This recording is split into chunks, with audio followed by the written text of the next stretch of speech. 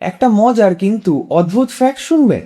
IPL শুরু হয়েছিল 2008 সালে আর বৈভবের জন্ম হয় 2011 সালে।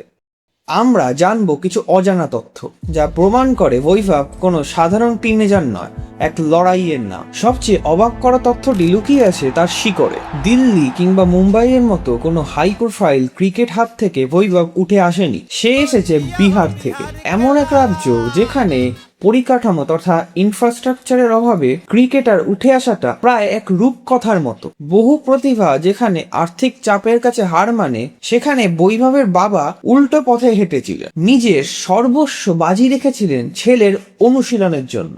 নিজেদের গোটা জীবনটাকেই সাজিয়ে নিয়েছিলেন বৈভবের রুটিন অনুযায়ী।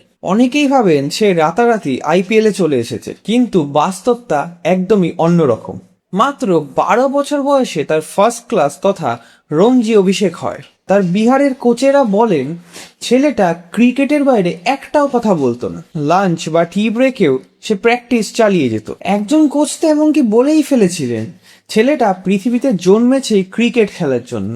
আর বলা বাহুল্য, ভারতীয় ফ্যানেদের তাকে চেনার আগে থেকেই আন্ডার-19 অস্ট্রেলিয়ান দলের বিরুদ্ধে তার বিধ্বংসী সেঞ্চুরি বিশ্বের তাবড় তাবড় স্কাউটদের নজর কেড়েছিল। একটা মজার কিন্তু অদ্ভুত ফ্যাক্ট শুনবেন। আইপিএল শুরু হয়েছিল 2008 সালে আর বৈভবের জন্ম হয় 2011 সালে। অর্থাৎ সে হলো সেই প্রজন্মের প্রথম প্লেয়ার যার জন্ম হয়েছে আইপিএল শুরু হওয়ার পরে। কিন্তু প্রথম ম্যাচেই যে ছেলে আন্তর্জাতিক প্লেয়ারকে অবলীলায় ছক্কা মারতে পারে, তার লড়াইটা মাঠের ভেতরে নয়, ইতিহাস সাক্ষী।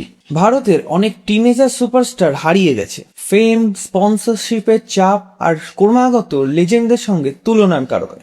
বৈভবের আসল পরীক্ষাটা তার ব্যাটিং স্ট্রোকে নয়, বরং তার মেন্টাল স্ট্রেংথে। 2026 সালের আইপিএলে পাওয়ার প্লে রাউন্ডে 500 রান করে যে কিংবদন্তি সে গড়েছে, বিশ্বের কোনো ব্যাটসম্যানের তা নেই। এই ক্ষেত্রে বলা বাহুল্য তার বয়স কেবলমাত্র 15 বছর।